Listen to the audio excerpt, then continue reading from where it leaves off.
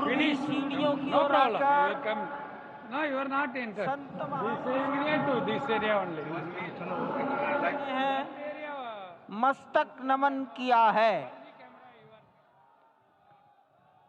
ईशान कोण के में बैठे हुए, आग्नेय कोण में बैठे हुए संत महापुरुषों को अपना मस्तक नमाकर प्रणाम निवेदन किया है। अब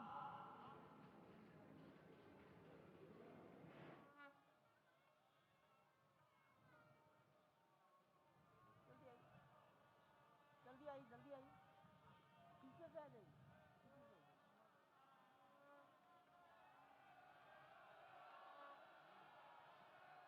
दक्षिण दिशा में बैठे हुए समाज के गणमान्य नागरिकों को प्रधानमंत्री जी अपना अभिवादन प्रस्तुत कर रहे हैं। यहाँ पर देश की लगभग 150 परंपराओं के संत और सभी विधाओं के श्रेष्ठ पुरुष उपस्थित हैं। स्वस्ति वाचन।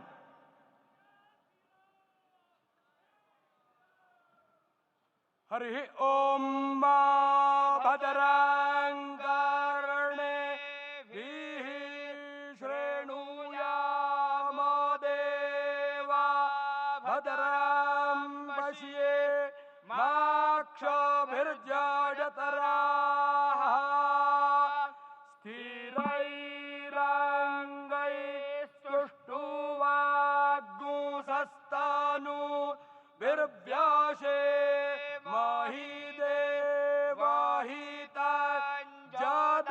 जदायुः स्वस्ति न इंद्रो वृद्धश्रवाः स्वस्ति नः पूषा विश्ववेदाः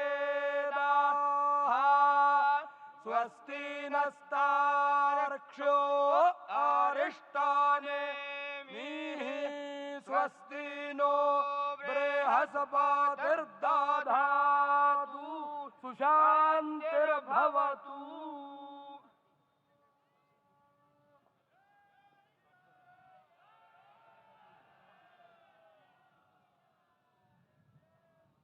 हमारे ट्रस्ट के ट्रस्टी पूज्य स्वामी गोविंद देव गिरि जी महाराज, उडुपी मठ, पेजावर मठ के मध्वाचार्य विश्व प्रसन्न तीर्थ जी महाराज और अयोध्या निर्मोही अखाड़ा के महंत दिनेन्द्र दास जी महाराज को निवेदन करता हूँ मंच पर पधारें और वस्त्र भेंट कर अपना सम्मान, अपनी कृतज्ञता ज्ञापन करें मंच पर बैठे हुए महानुभावों के प्रति। पूज्य गोविंद देव जी महाराज माननीय प्रधानमंत्री जी के लिए, विश्व प्रसन्न तीर्थ जी महाराज डॉक्टर मोहन राव भागवत के लिए,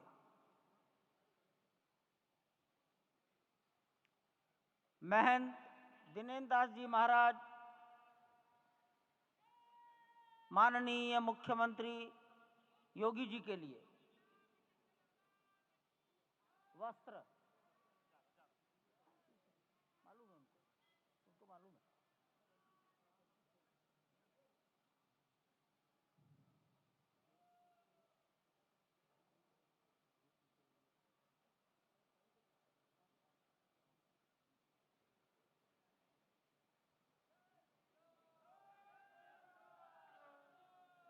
माननीय प्रधानमंत्री जी को गोविंद देव गिरि जी महाराज वस्त्र भेंट कर अपनी कृतज्ञता, प्रधानमंत्री जी के प्रति अपना सम्मान प्रकट कर रहे हैं। अन्य महानुभाव सम्मानार्थ खड़े हैं। पेजावर स्वामी जी माननीय डॉक्टर मोहन राव जी को,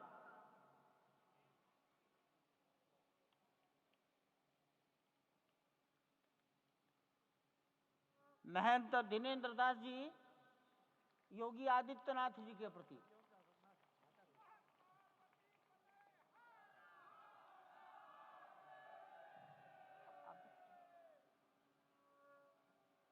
योगी आदित्यनाथ, मैं दिनेन्द्र दास जी,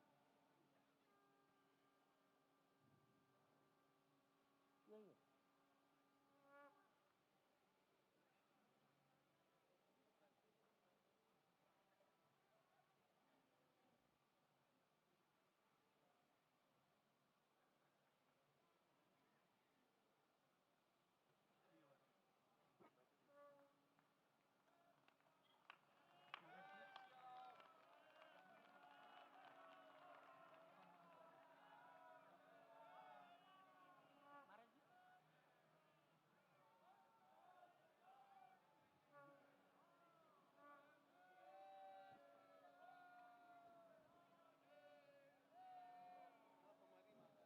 माननीय प्रधानमंत्री जी दिल्ली में राम जन्मभूमि के इस पावन प्रसंग पर एक डाक टिकट जारी कर चुके हैं।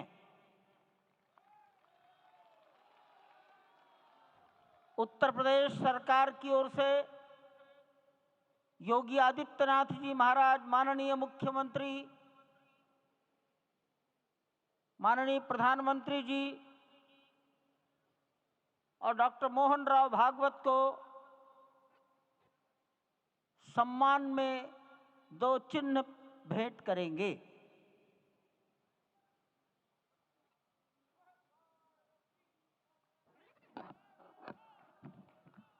ये राम जन्मभूमि मंदिर के चांदी के 2 बड़े मॉडल हैं।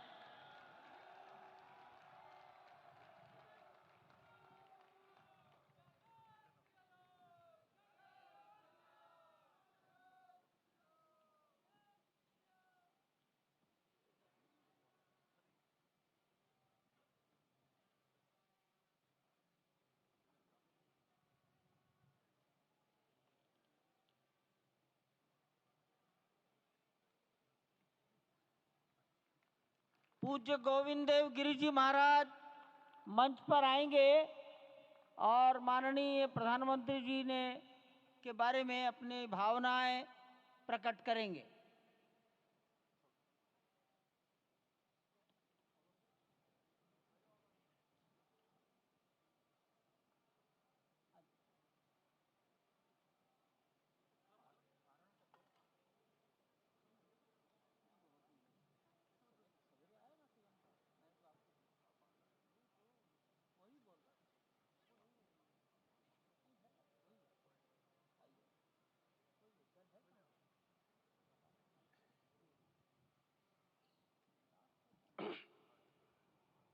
आपदामपहर्तारं दातारं सर्वसंपदां लोकाभिरामं श्रीरामं भूयो भूयो नमाम्यहम्।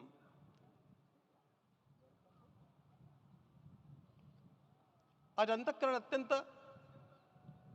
उल्लास से, समाधान से और कृतज्ञता से भरा हुआ है। हमारा संपूर्ण राष्ट्र और पूरा विश्व भी आज भगवान श्री राम की प्रतिष्ठा से आलोकित होने का पर्व आरंभ हो चुका है। यह केवल एक मंदिर में एक मूर्ति की प्रतिष्ठा नहीं है, यह इस देश की अस्मिता, इस देश का स्वाभिमान और इस देश का आत्मविश्वास, इसकी प्रतीक्षा है। 500 वर्षों की प्रतीक्षा के पश्चात यह संभव हो सका। इसके जो अनेक कारण हैं, उनके ऊपर तो आलोक हमारे सारे सम्माननीय अभ्यागत डालेंगे ही। मैं केवल एक काम के लिए यहां पर खड़ा हूं, छोटा सा काम। कारण तो अनेक होते हैं, लेकिन अनेक कारण मिलते मिलते आखिर वे एक विशिष्ट स्तर तक पहुंच जाते हैं और उस स्तर पर कोई महापुरुष हम लोगों को उपलब्ध होता है और उस विभूति के कारण युग परिवर्तित हो जाता है। इस प्रकार का परिवर्तन लाने के लिए अपने जीवन को साधना पड़ता है।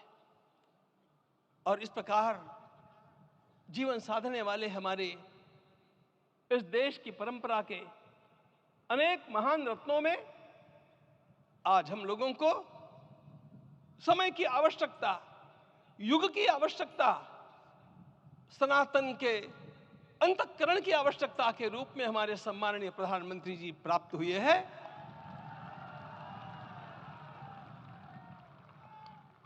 यह केवल इस देश का नहीं, यह संपूर्ण विश्व का सौभाग्य है कि आज एक ऐसा राजदर्शी हम लोगों को प्राप्त हुआ।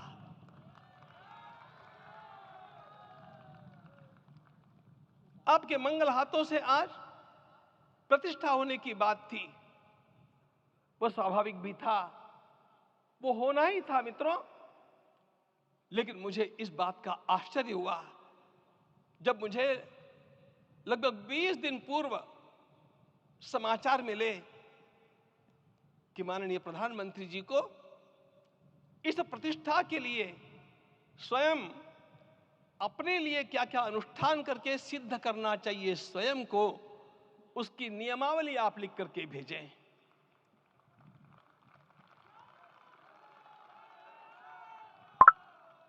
जिस प्रकार का हमारे देश का राजनीतिक माहौल है, कोई भी आकर के किसी भी समय कुछ भी कर्म करके चला जाता है, वो उद्घाटन हो चाहे पौधारोपण हो चाहे कुछ भी हो, लेकिन उसके लिए मैं अपने को सिद्ध करूं, इस प्रकार की भावना कहां होती है? यदि किसी ने पूछा तो मैं कहूंगा कि यहां होती है। भगवान श्री राम की प्रतिष्ठा करनी है। भारतीय जीवनादर्शों के सर्वोच्च आदर्श भगवान श्री राम है और इन समस्त जीवनादर्शों की प्रतिष्ठा करने के समान ही यहां की प्रतिष्ठा रही है। इसलिए एक महान विभूति को ऐसे लगा कि मैं अपने को भी साधूं। मैं कर्मणा मनसा वाचा, कर्म से, मन से और वाणी से अपने को उसके लिए शुद्ध बनाऊं, सिद्ध बनाऊं, और उसका मार्ग तप ही है। भगवत गीता ने कहा, यज्ञ दान तप कर्म न त्याज्यम कार्यमेव तत्। तप से ही विशेष परिशुद्धि होती है। आज मुझे आपको बतलाने समय अंतःकरण गदगद होने की अनुभूति हो रही है।